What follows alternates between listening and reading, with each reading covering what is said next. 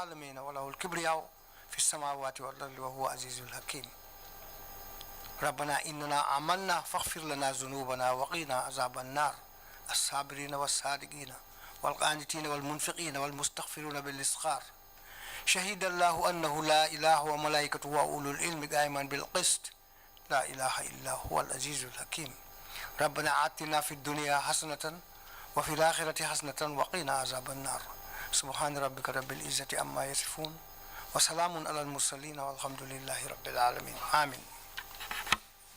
Amen. Shukran, Imam Jallo, for those prayers. I will read a short statement, as we normally do at the beginning of a new session, informing the public about what we are planning on doing and just recalling a few facts also concerning the work of the Commission. I'll read a statement on behalf of the Commission. Today, Monday, 7 December 2020, the TRRC will begin its 18th session of public hearings. As at the end of the 17th session, the Commission had heard testimonies from 300 witnesses. Of these, 231 were male and 69 were female. Out of the total number of witnesses appearing before the Commission so far, 191 were victims and 51 were self-confessed perpetrators and adversely mentioned persons. 28 witnesses have testified via video link from the Gambian diaspora. These hearings also included several protected witnesses and the closed-door testimonies. As we continue our public hearings on the National Intelligence Agency, NIA, a component of the theme on institutional hearings which began on 22nd October 2020, some may wonder why the TRRC is devoting such detailed focus and time on the NIA. The Commission has so far heard testimonies from 28 witnesses during the NIA hearings. The TRRC was not established in a post-armed conflict environment in the Gambia. The establishment of such post-conflict commissions have traditionally been the culmination of peace negotiations which called for creation of truth-seeking and reconciliation mechanisms. While such mechanism is indeed a central objective of the TRRC, as enshrined in the 2017 Act, it was created in a post-authoritarian transition. The institutions of the state enabled the dictatorship to thrive for over 2 decades. It is imperative, therefore, that the TRRC examine thoroughly the weaknesses and failures of the relevant state institutions, especially the NIA, that facilitated or enabled the Jammeh regime to violate on a massive scale the human rights of the citizens of the Gambia. The NIA, from the testimonies of victims that have either appeared before the Commission or submitted written statements, was the primary instrument of fear and terror on the dictatorship, of the dictatorship. A thorough examination of the institutional failures should inform the TRRC in the formulation of its recommendations regarding reforms called for pursuant to Section 13A, Little Roman 1 of the TRRC Act 2017. The new institutions of the state should have the confidence of their citizens, who previously only had reason somewhat to distrust such institutions and those entrusted to protect and defend their fundamental rights. As we begin this session, the last public hearings of what has clearly been a very difficult year for us, for all of us, the TRRC remains committed to the execution of its mandate to the best of its ability. The TRRC tremendously appreciates the solid support from the population in general.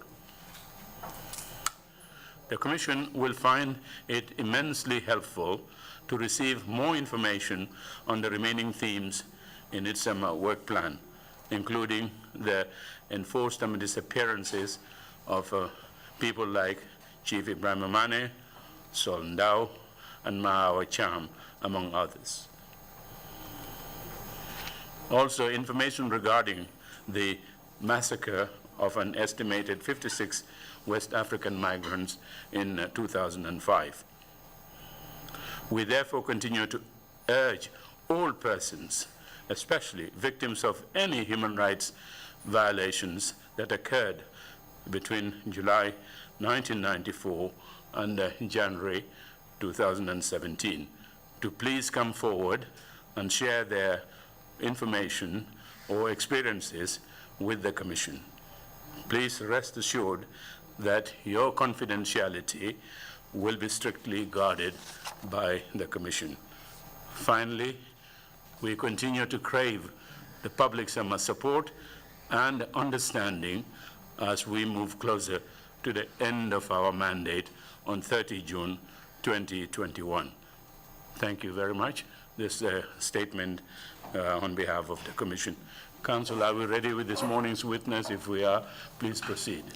Good morning, Mr. Chairman, commissioners, and members of the audience. We are ready to proceed. May I ask that the witness be ushered in, please?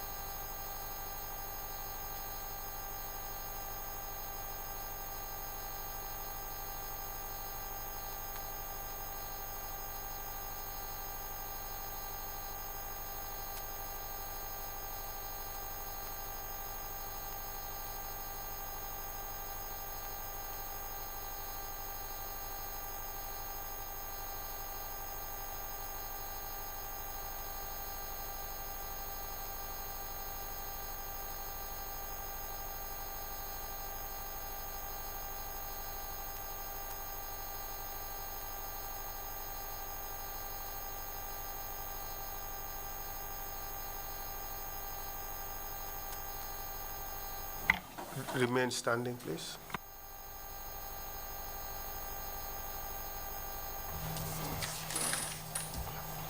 I, Sam Kambai. Man Sam Kambai. Man Sam Kambai. Do swear that Mange wat ne. Mange wat ne. I'll speak the truth, Dina wax diga. Dina wax diga. the whole truth, Diga bi yep. Diga bi yeb. and nothing but the truth. Duma fi wax leneen lu dul diga. Mo fu wax leneen lu diga. So help me God. Kon Yàlla dimbali ma. Kon Yàlla dimbali ma.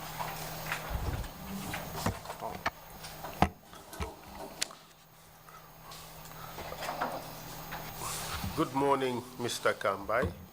Mr. Kambai ñu ngi la nuyu. My name is Essa Mbai Fall. Maa ngi tudda Essa Mbai Fall. I'll help you through your testimony this morning. Man nag may ànda yow jàppale la ci seede yi nga xam ne moom nga fi fas yéene joxe. I noticed that you have opted to speak in the Wolof language. Yëg naa ne nag yow da nga nangu nag pour wax ci làkki olof.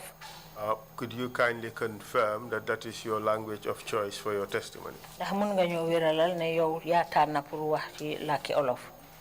Well, Yes. and when you speak, please speak up into the microphone so that we can all get to follow and hear what you're saying. bu fekkee ne nag yaa ngi wax na nga wax ci kanam microphone boobu bu ko defee nag ñëpp dinañ mën a dégg li nga xam ne moom ngaa wax. Dégg naa hear you. Mr. Kambai, you have just taken an oath to speak the truth. Mr. Kambai, léegi nga waat nag pour wax fi dëgg. I just wish to remind you that it is a criminal offense to lie on the oath in this country. It is also an offense to lie before the TRRC. Waa dama la bëgg a fàttali rek ne bu fekkee ne waat nga ba pare boo fi waxee nag loo xam ne nekkul dëgg danga yàqal luwaa yi nga xam ne moo di luwaa réew mi yàqal luwaa yi nga xam ne moom la TRRC di doxee. We are calling you today to testify about the following issues. dañ la fi oo nag tey pour nga joxe ay seede ci mbir yi nga xam ne moom laay lim si nii. Just a brief background information about who you are. We need your biographical information. pour nga tënkal ñu rek yow yaay kan dañ bëgg a xam yaay kan. You may talk a little about the 1994 coup d'etat, seeing that you were at State House when that event took place. Bëgg nañ tamit nga waxal ñu rek ci lu gàtt lu aju ci coup d'état boobu nga xam ne moo xewoon atum 1994 muy jamono joo xam ne nag yaa ngi doon liggéey ci State House. That would just be very brief. te loolu nag danga koo tënk rek ci lu gàtt. And then we would talk about your arrest and detention at the NIA and Mile 2 prison. bu ko defee nag ñu wax nag ci mbiri jàpp bi nga xam ne jàpp nañ la taaj la benn béréb ca NIA ak Mile 2 prisons. We would also talk about your trial before the High Court in the Gambia. dinañ wax itamit lu aju ci àtte bi nga xam ne ñu ngi la ko doon defal ci àttekaay bu mag bi ci Banjul muy High Court bi. The end of those proceedings and your subsequent move to Senegal. da nga xam ne nag code boobu noonu lañ mujjee ak it gannaaw boo xamee ne dem nga toogi ca Sénégal. Your return to the country and reinstatement into the army. ak gannaaw boo dellu si waatee nag fii ci biir réew mi ñu jël la dugalaat la ci fi nga xam ne moo di buntu liggéeykaay soldaar yi fii ci réew mi. Are you ready to proceed, Mr. Kambai? pare nga nag pour ñu continuer Mr. Kambai. Waaw pare naa. Yes, I'm ready. What are your full names? naka nga tudda. Sam Kambai. Sam Kambai. Where do you live? fan nga dëkka. Yunum Camp, Yunum Barracks. Mr. Kambai, you have to allow for 3 seconds between your speech and that of the interpreter so that the speeches would not overlap. You understand? Very well. Good. Tell us about your education, just briefly. wax ñu nag sa mbiri njàng ci yan nga jaar ci sa wàlli njàng ci tënk rek. Jaar naa primary school, Bakau Primary School. I went through Bakau Primary School. Ma ended my education St. Teresa Secondary School. I ended my education at the St. Teresa Secondary School. 1989 La Jahal School. I completed in 1989. What did you do after you completed school in 1989? lan nga def nag gannaaw boo jeexalee school 1989. And you joined the Gambia Zanamori. I joined the Gambia Gendarmerie. Which year did you join the gendarmerie? ban at nga bokk ci Gambia Gendarmerie bi. On the 1st November 1990. 1st November 1990. And for how long were you trained at the gendarmerie? ñaata app nga jàngee ci Gambia Gendarmerie bi. Basic recruitment for 4 months. 4 months. And what did you do after the basic recruits training? gannaaw njàng moomu nga tàmbali woon basic training boobu noonu lan nga def bu mu jeexee. Ma yóbbu pour ma def pour ma attend suma commando course. I was taken to attend my commando course. Where did you undergo the training? fan nga defee njàng moomu. Bakau Fajara Barracks. And when did you finish that course? kañ nga jeexal jàng boobu. 1 year alone training. It was a 1-year training. And you finished in 1991 or 1992? Nga jehal atum 1991 wala 1992? End of 91, mage duga ci 92. End of 1991, going to 1992. Where were you posted after the commander training? Bi nga jehale njanga momu nak fan lañ la yobbu pour nga liggéey? ñu won state guard. It took me to the state guard. Under whose command? Ci lon kan nga doon liggéey? Under Turu Jawne. On 20 July 1994, where were you posted? Atum 20 July 1994 fan lañ la yóbboon pour nga liggéey fa? State House.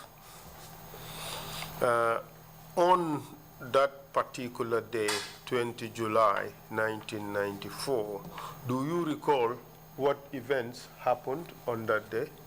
Bés boobu ñaar fukki fan ci weeri July 1994 fàttale ko nga lan moo xewoon ca bés ba? Waaw mun naa fàttale ko lan moo xewoon. Yes, I can recall what happened. Musa Jammeh moo ñëwoon Fajara Barracks. Musa Jammeh came to Fajara Barracks. And who is this Musa Jammeh? Kan mooy Musa Jammeh mi? Mariam Mungu Musa at the State House. Malia Mungu Musa at State House. Where is he now? Léegi fan la nekk? Dafa gaañu. Is dead. And tell us what happened when he came to the barracks. Bam ñëwee ca barracks ba wax ñu lan a xew. Dafa ñëw collect ñun presidential guard yéen a sté woon si biir camp bi mu yóbbu ñu Banjul. He came to collect those of us who were presidential guards to take us to Banjul. And? Ba pare mu jox ñu information mu ne dafa am coup d'état bu bugg a xew. And then he gave us the information that there was a coup d'état about to happen. Mu ne léegi comme que ñun ñëw nañ. He said, since we have come, ñun dañoo jël base security bi. We will take the base security. For the meantime, ba ëllëg ñu seet ndax situation bi dina change. For the meantime, and wait until the next day to see if the situation will change. On the 21st. On the 21st.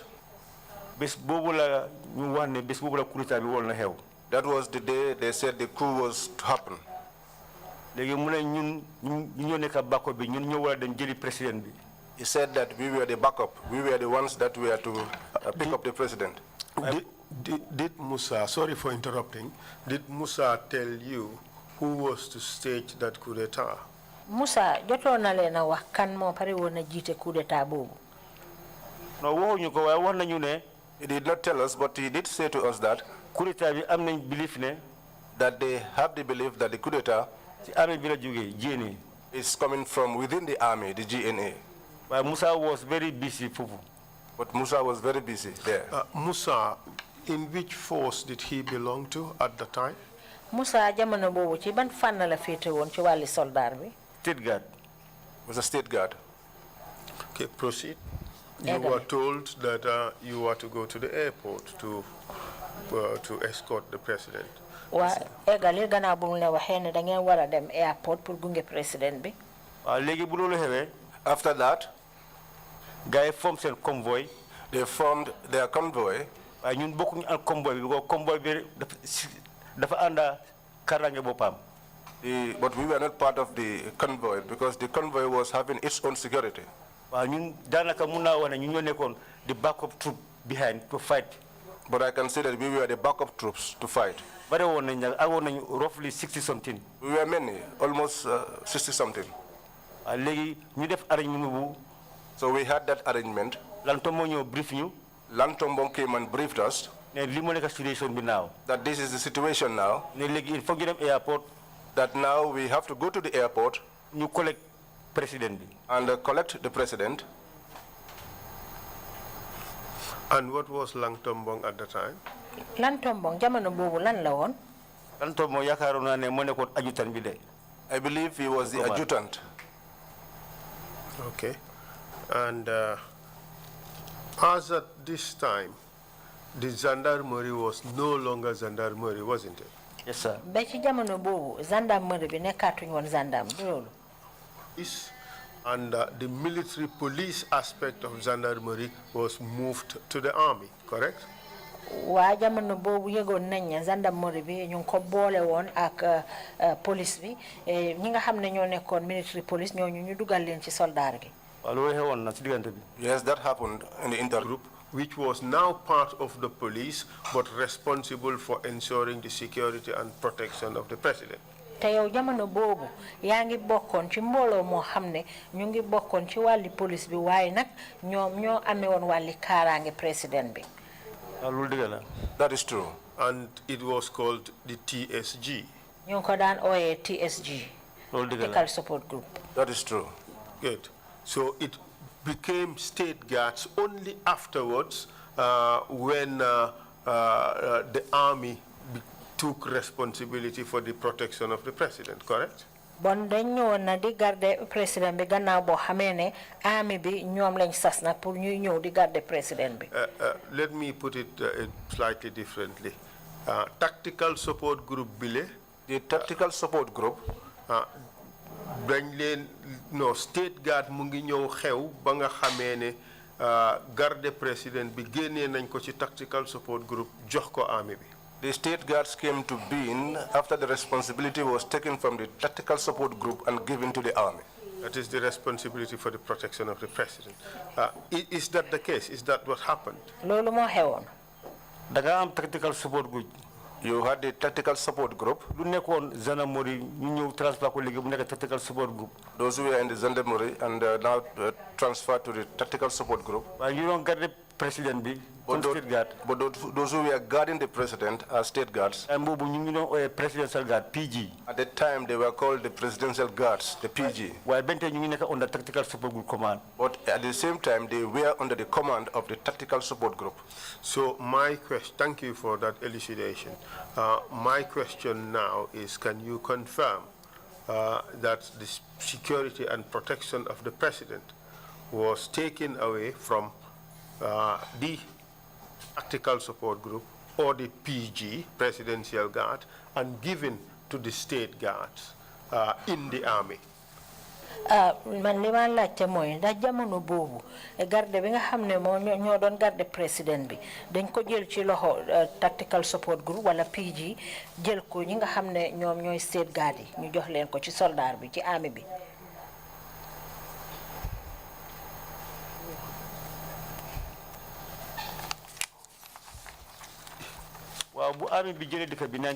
When the army took over the country in 94, didn't change to the Presidential Guard, PG, SG. That was when the name PG, Presidential Guards, was turned to State Guards.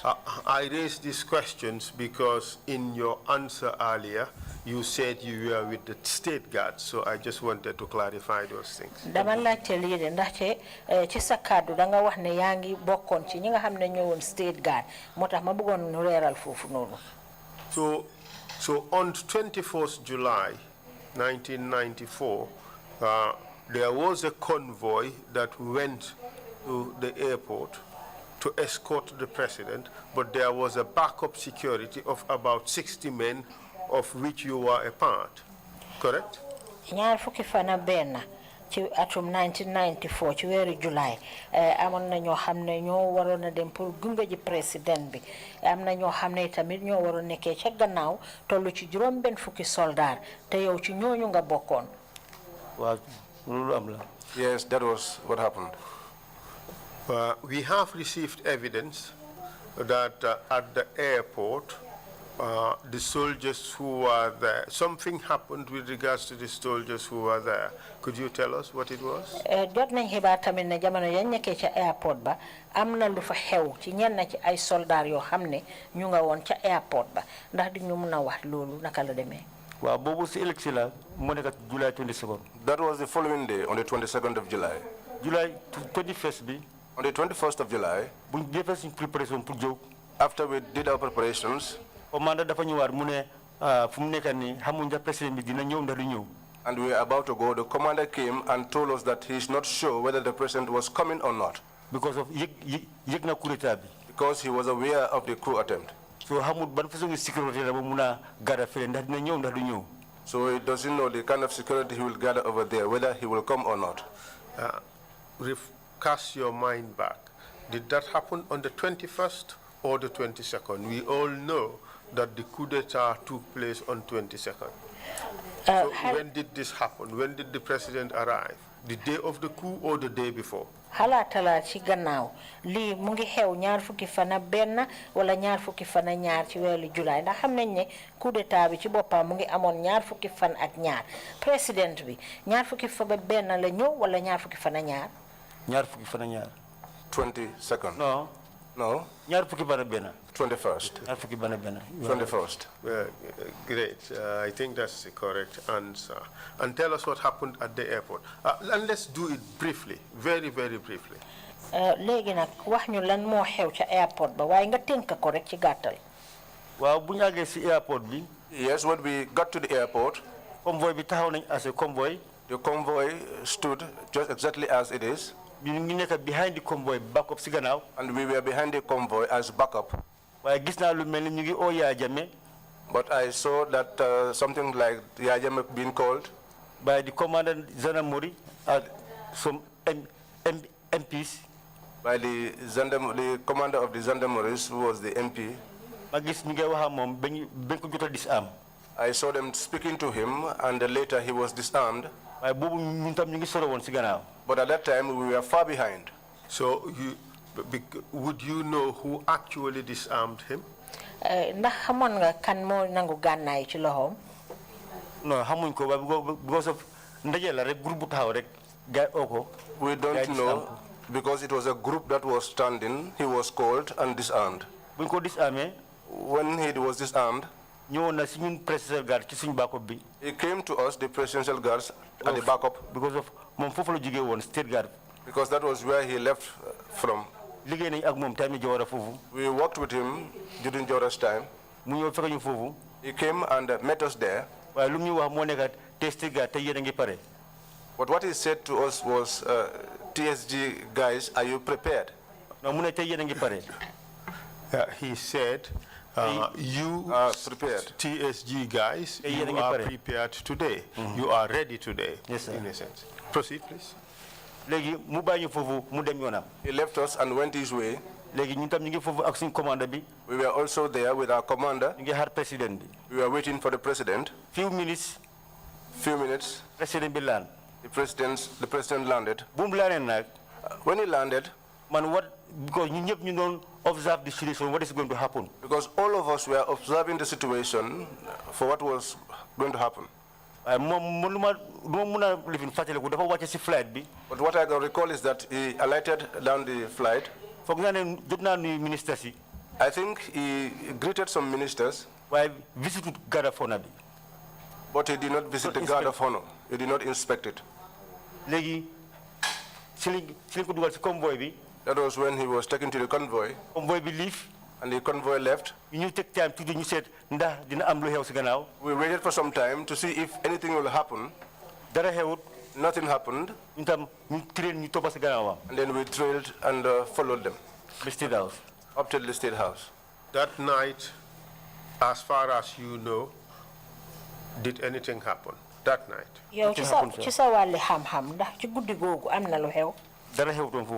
Nothing happened there. Tell us what happened the next day. And also, very briefly, we've received extensive evidence on this. What you're giving us is just supporting evidence.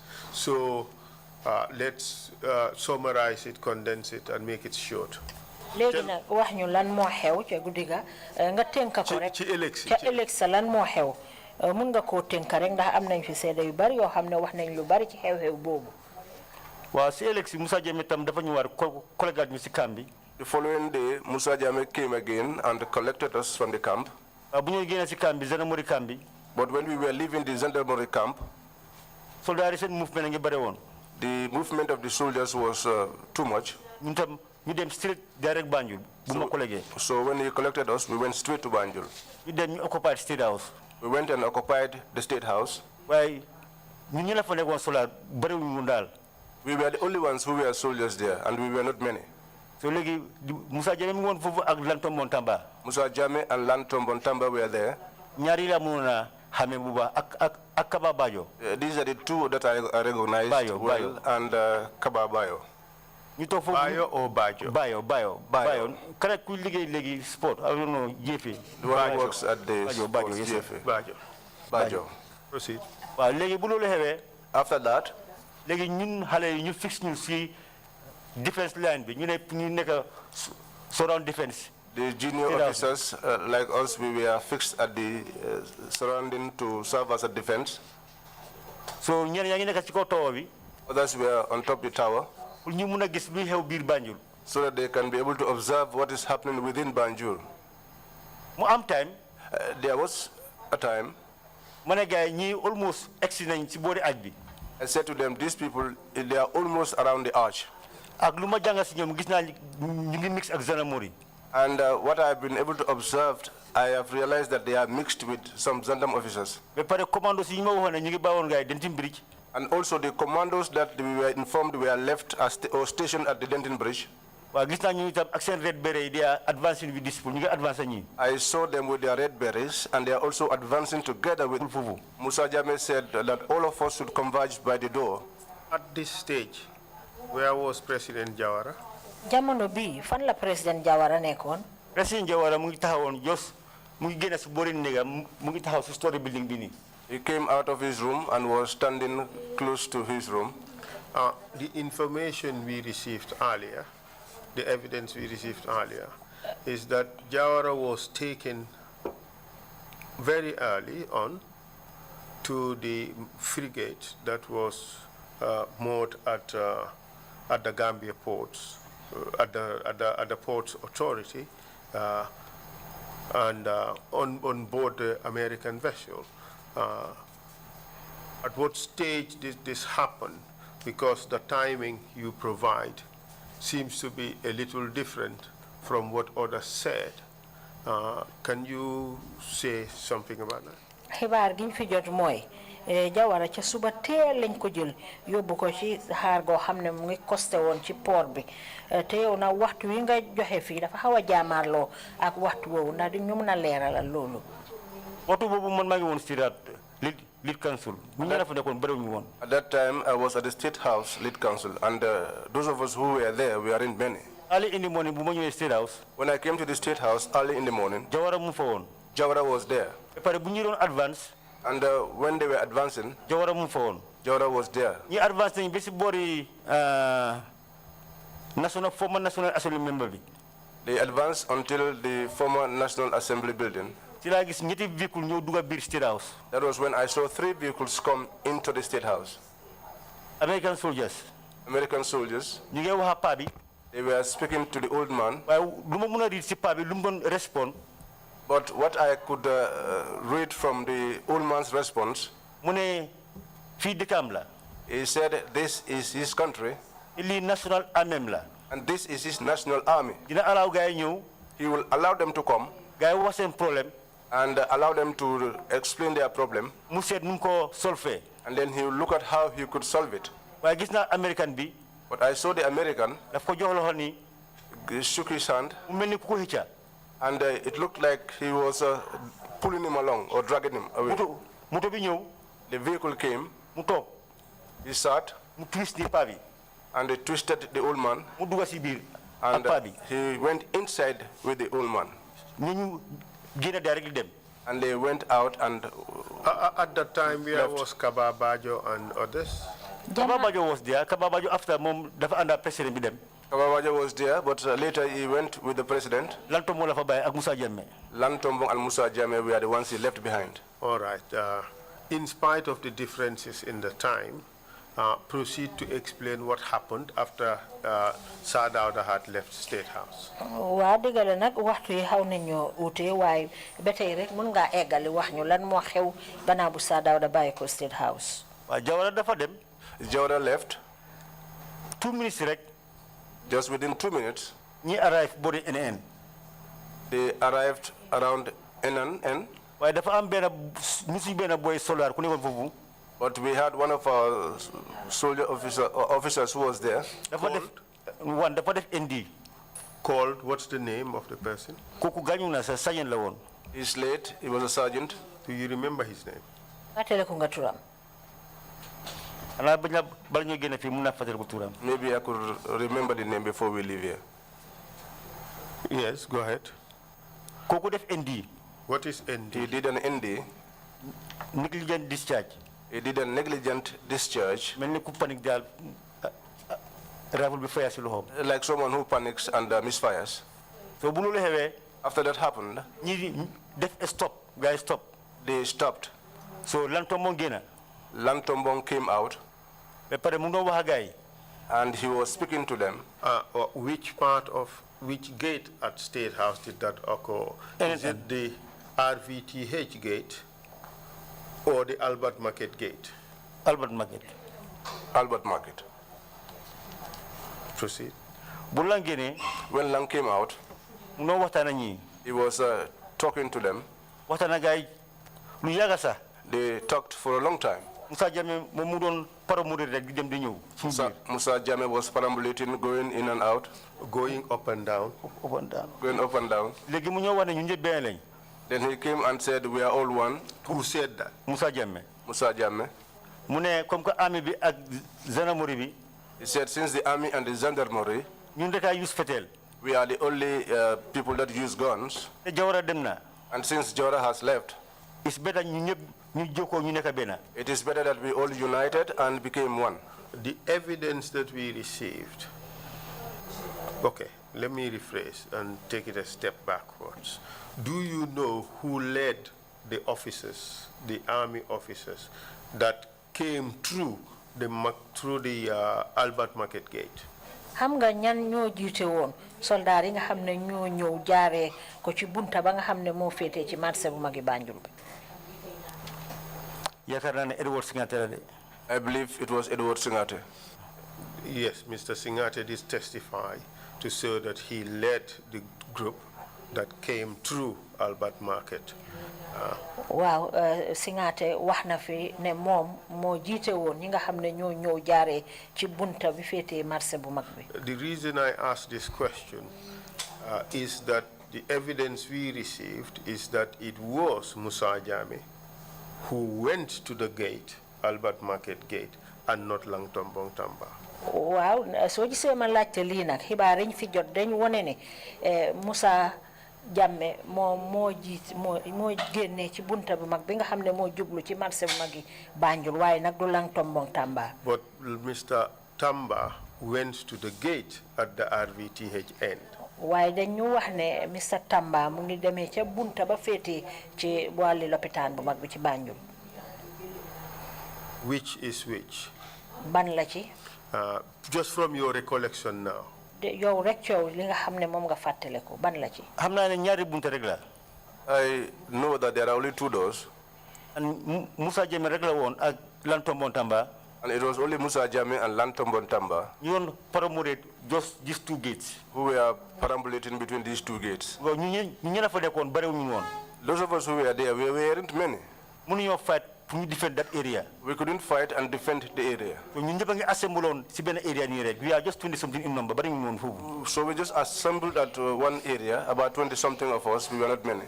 It was Musa Jame and Lang. You don't use this gate to go and come. It was Musa Jame and Lang who were using these two gates, going and coming back. Would you say, in your view, that State House that had sufficient security to defend it? Ci sa wàlli gis-gis mun ngaa wax ne bon State House amoon nañ fa ay soldaar yu mut yoo xam ne mun nañ koo aar. Waaw su order ñu woon kañ. Yes. Defend to fire. If the order came. Commando si foofu. If the order came for us to defend to fire, yes, we had some commandos there. Loolu moo tax ñu jëlee ñu si barracks yi pour ñu suñu foofu. That was why we were taken from the barracks and brought there. Because bu Lang ñëwee ak Musa Jame gars yi wax ne it's better pour ñu surrender léegi. So, but when Lang and Musa Jame came and said that it was better that we surrendered, I can remember some of the boys were even crying. Because they were not happy with Mondal. Because they weren't happy. Would you have surrendered otherwise?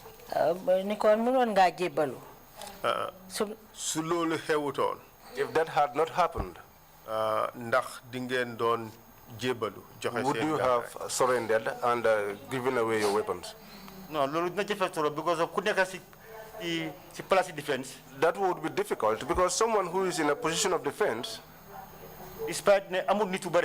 Despite you do not have many personnel, you have a hard cover against the one who is coming, attacking. Because Because the one that is coming must make some movements before they get to you. So a platoon on defense, platoon defense, 33 personnel. So if you have a platoon on defense, which is consisting of 33 personnel, I'm fully equipped, arm and ammo. And they were fully equipped with arms and ammo, defense anything that is coming. You would be able to defend against any threat that is coming. That is your view. Very well, sir. We have received evidence from your superiors who said that the gendarmerie at the time was so ill-equipped to defend State House against the heavy weaponry of the army. What do you say to that? Seede yi nga xamne ñoo fi joxe nak wax nañ ne gendarmerie nga xamne ñoo nekkon State House amuñ won gannaay yu doy yo xamne dinañ doon mëna aar State House jamono joju ci kaw soldat yi. Ay bobu gendarmerie bi rifle you guys they use. At the time, the rifles that were used by the gendarmerie, same thing rifle you'll army they use. Were the same rifles that were being used by the army. The only sophisticated weapon the only sophisticated weapon that I saw them bring there RPG. Was the RPG. Apart of RPG, but apart from the RPG, this weapon is almost the same weapons. I did not see any other weapon which is different. It was almost the same weapons. If the Gambia is to have any weapons at all, maybe it's now. State House. But the weapons I saw them bring to the State House, almost the same weapon you in the State House. Were almost the same weapons that were at the State House. Mortars, RPGs. No motor there was no motor. There was no motor. Only RPG Only RPGs that they brought. So it's your view that you could have ably defended State House. Is that your view? Yow ci sa gis-gis mooy ne daal mënoon ngeen a aar ni ngeen gànnaayoon mënoon ngeen a aar State House noonu nga ko gisee. waaw mënoon nañu ko aar su ne ñëpp jóge nañu pour taxaw pour aar dëkk bi. Yes. National gendarmerie ñu ñëm pour si Genting Bridge ak commando si.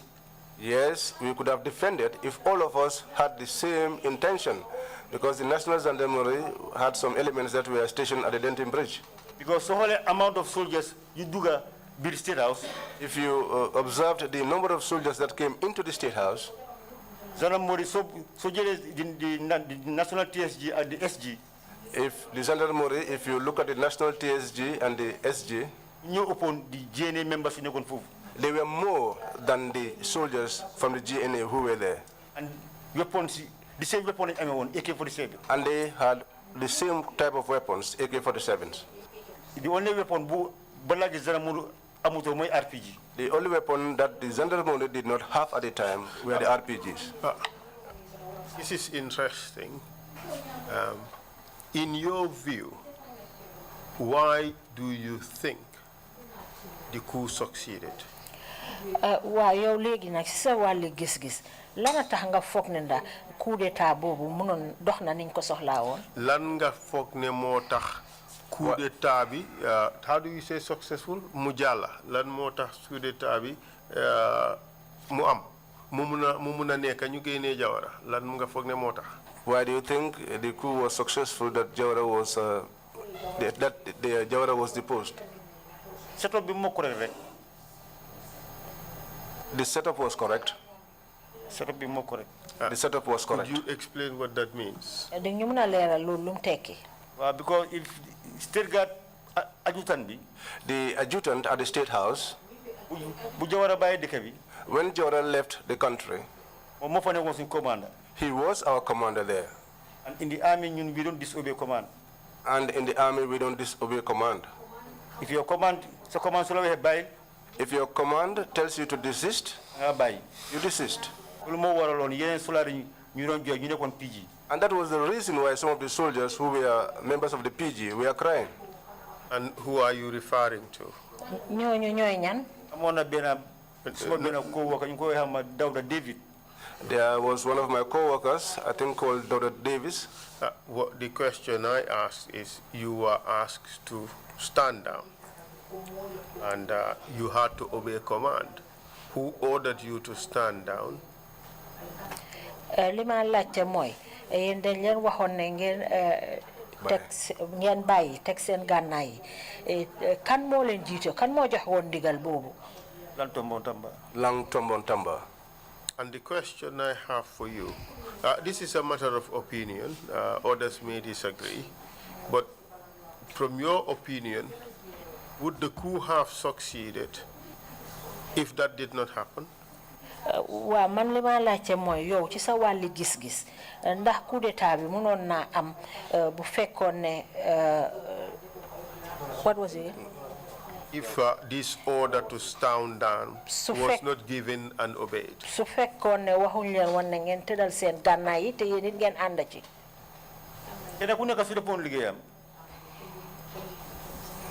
Kenn ku nekk su defoon liggéeyam. If everyone did their responsibility, they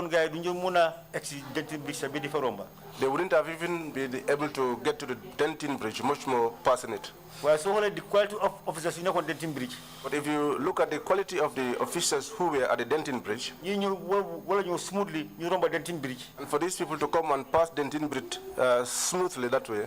And in fact, after officers and later to have those officers who were from the Gendarmerie, they were on the lead front. In fact, they were the ones that were leading, by what I saw.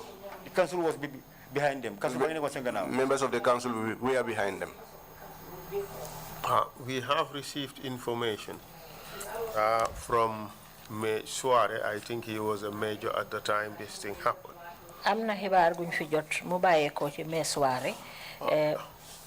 He said when he assessed the number of personnel from the army and the type of weapons they had, wax na ne bim seetloo lim bi nga xam ne ñoo fa nekk ci wàlli army bi ak façon ngi gànnaay yi nga xam ne moom lañ yore woon.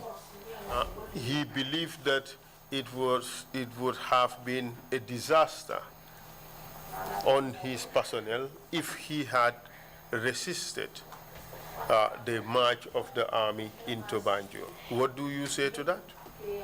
Gom na ne dina new nekk musiba ci kaw ñi nga xam ne ñoo di soldaaram yi su fekkee ne dugal nañ leen ñu dem ci biir Banjul. Loolu mooy liggéeyam. That was his duty. He said it was his duty also to protect his men. wax na tamit moom it waru galam la pour mu aar ñi nga xam ne ñooy ay nitam yi nekk ci ronam.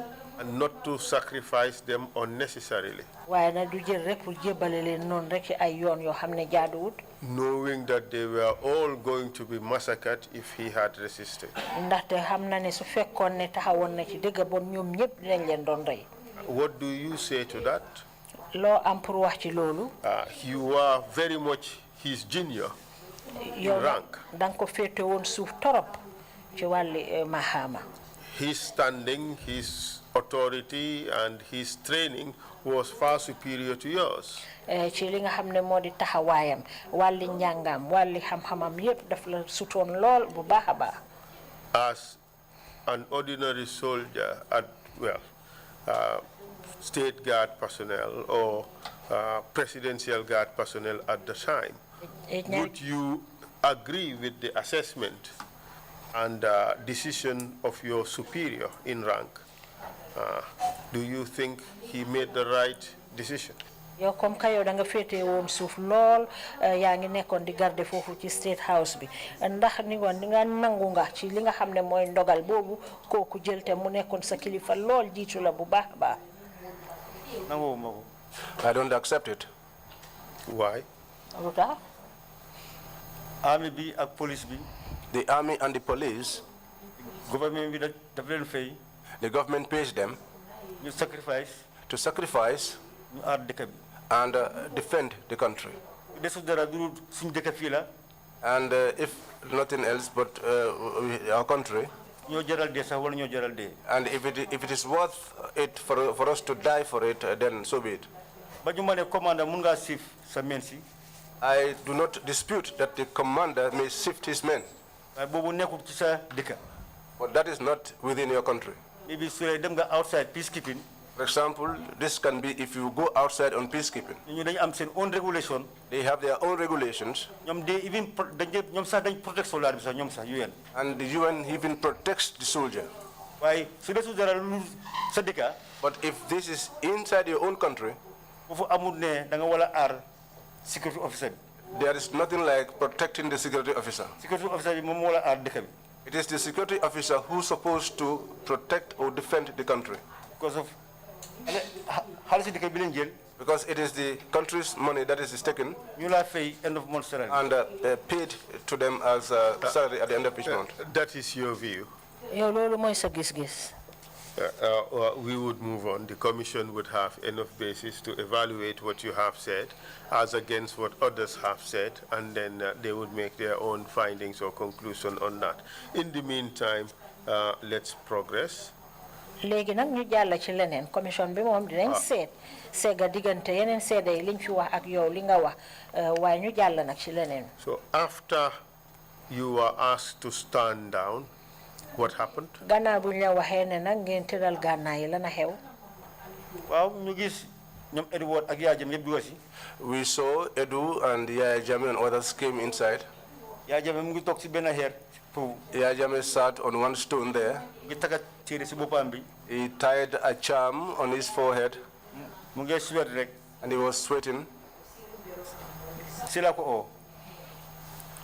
Ma ne ko Jola Moro. That was when I called him and I said to him, Jola Moro, you are very brave. So he gave me an insult. He insulted me and told me that this is not a place for play. But in the end, the coup succeeded. What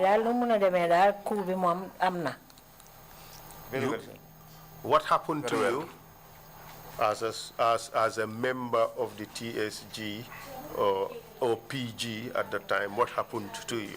Lan mo la dalon nak yo comme ka yaangi bokkon ci kureli TSG wala ñu ko wax PG lan la dalon. In terms of your career progression. Lu aju nak sa wali yokkute sa wali liggéey bi.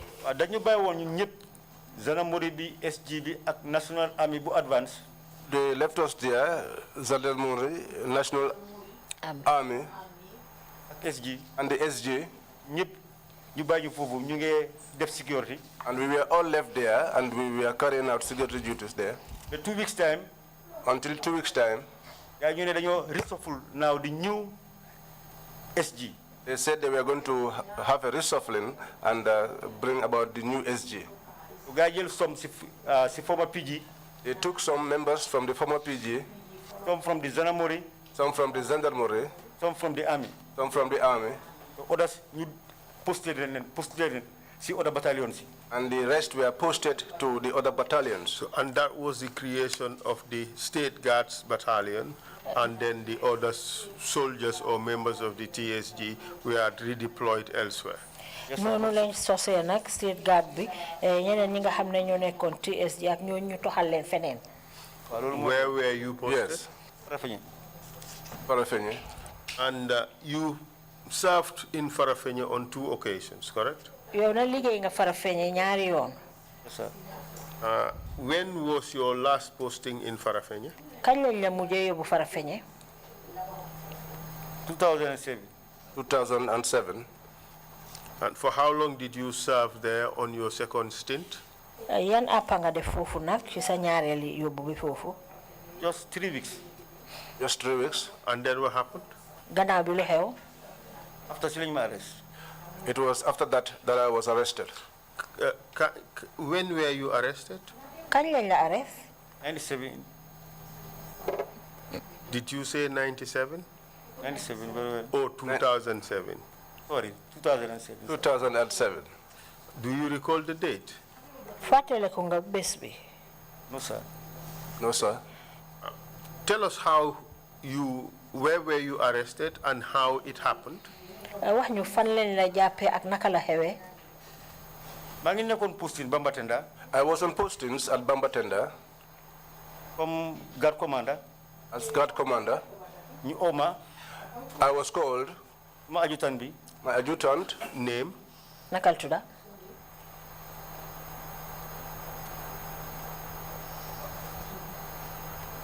Nickname for the body. Why is something like Balde? You know, the army nicknames are more popular, but it's something like Balde. Just tell us the name you know. Wax ñu tur biñ ko xamé. What rank was he?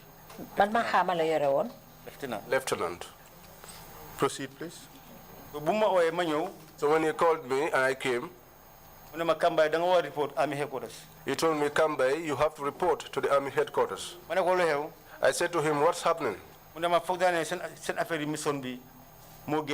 He said, I think it's in regards to your mission. That is what has come out. What type of mission was he referring to?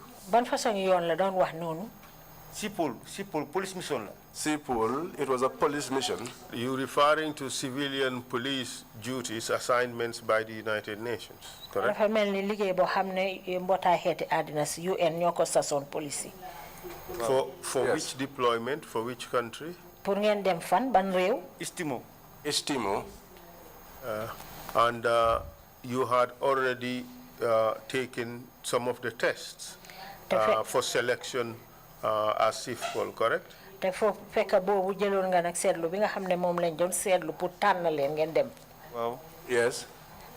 So proceed, please. You were told this. You have to report to headquarters. Wa légui égalil gannaaw buñ la waxé né da nga wara dem report headquarters lu xew. Ma génn office adjutant. I left the adjutant's office. Ma gis benn pick-up mu ngi taxaw. And I saw a pickup that was parked. Ak ñetti RP. And 3 RPs. What do you mean by RP? Luy RP? RP moy regimental police. RP is regimental police. So ma duwa ci bir moto bi. So I went into the vehicle. Driver bi taal. The driver started the engine. Nu la ñëwé Banjul. And that was how we came to Banjul. And how about the RPs? RPs, waaw gaay tam ñëw nañ Banjul. Yes, they too came to Banjul.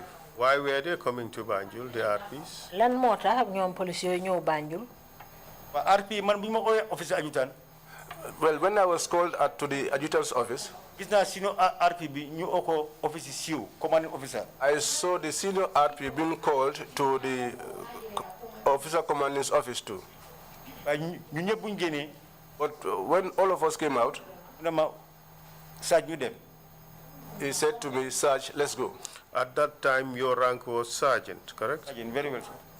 Sergeant, very well. So, was that the time you realized that you were to come to Banjul with them? Jamono jooju nag fi nga xamee ne daal bon da nga war a ñëw ak ñoom Banjul. Waaw jamono boobu laa ko xam. Yes, that was the moment I knew. Why do you think they were with you on that trip? Laata nga foog ne ñu ngi àndoon a yow ci yoon boobu. Dañ ma mënoon naa war rek ne dañ ma jàppa civilisé rek. I can say that I was arrested, but in a civilized manner. Were you told that you were arrested? Waxoon nañ la ne dañ la jàppa.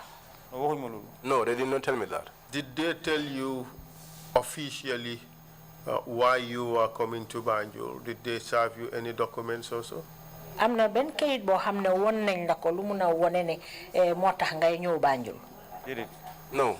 So tell us quickly what happened when you arrived in Banjul. Wax ñu nag ci tënk rek lana xew bi nga eggee Banjul. Waaw maa ngi Banjul ñëw ma si office yi CDS bi. When I got to Banjul, I was taken to the CDS's office. And who was the CDS at the time? Jamono boobu kana nekkoon CDS bi. Langtombon Tamba. Langtombon Tamba. Did you get to see him? Gisante woon nga ak moom. Moom musu office am waaye man maa ngi nekkoon si biti foofu.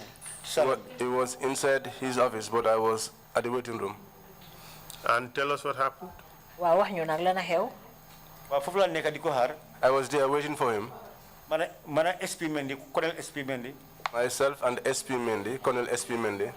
Foog naa fa lu yàgga. I sat down there for a long time. Ma ne ko man dama war a ñëw pass pour régler sama family problem. I said to him I wanted a pass to take care of my family affairs. Waaye comme que maa ngi waste time fii. But since I am wasting time here, mu jox ma permission ma roos ma ñëwaat. I wanted him to give me that permission so that I could rush and then come back. Mu ne ma no just around 5 minutes boo mu ngi ñëw. He said, no, just wait for 5 minutes, he's coming. No. He said, Bo is coming. Bo is coming, yes, sir. Oh, Bo is coming. Which Bo are you referring to? Kuy Bo mi nga wax noonu. Bo Badji. Bo Badji. What was Bo Badji at the time? jamono bo boobaaji lan la woon. ma nekkoon head of the military intelligence. He was the head of the military intelligence. And then what happened after that? bu Bo ñëwee. When Bo came, mu nuyu ma. he greeted me mu dugal si out. mu ne ma Kambay ka ñu dem. and said to me, "Kambay, let's go." ma ne ko fu ñoo dem. I said to him, "Where are we going to?" mu ne ma xanaa nekkuloo seen affaire mission si. He said, "Are you not following up your mission, your mission affairs?"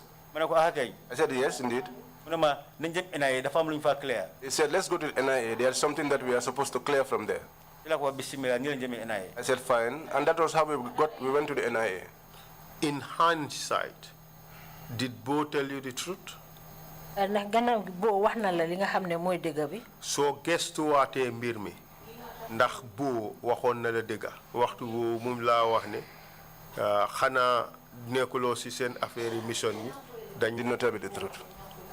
Why did you say that? lu tax nga wax loolu. lu mu wax moo amut. What he said was not the truth. Like what? boobu mu ñëwee ba ma bàyyi NIA foofu si xool bi si biti. When Bo came and left me at the NIA outside there, ci laa gëj a gis Bo. that was the last time I saw Bo. Was anything ever discussed at the NIA about this, your involvement with SIFPOL? ndax am na dara loo xam ne waxtaan nañ ko foofu ca NIA loo xam ne mu ngi aju ci wàllu tukki boobu ngeen war a def. déedéet. No.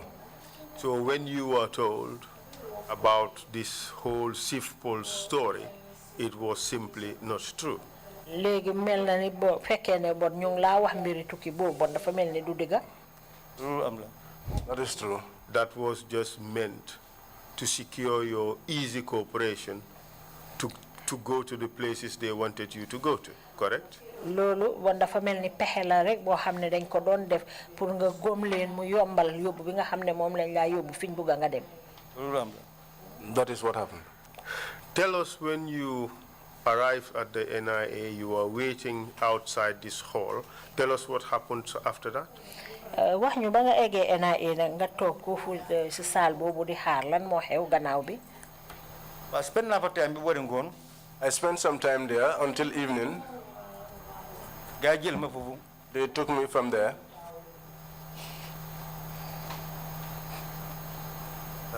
Mr. Chair, perhaps this is a point we can take the morning break. Well, it's now afternoon. This is convenient time to stop. You could see the impact of what happened there on the witness. Perhaps we could just give him some little time to recuperate, and then we take it from there. Thank you, Mr. Chair. Thank you. His disposition is, would then had a follow-up point, a key one that I wanted them to ask him, but I guess when we come back from the 30-minute break, I would do that, so we can continue. I didn't want to wait until the end of our proceedings to pose that issue. So a clarification. We will take a 30-minute break and then come back at 12:30. Meeting is adjourned. Thank you very much.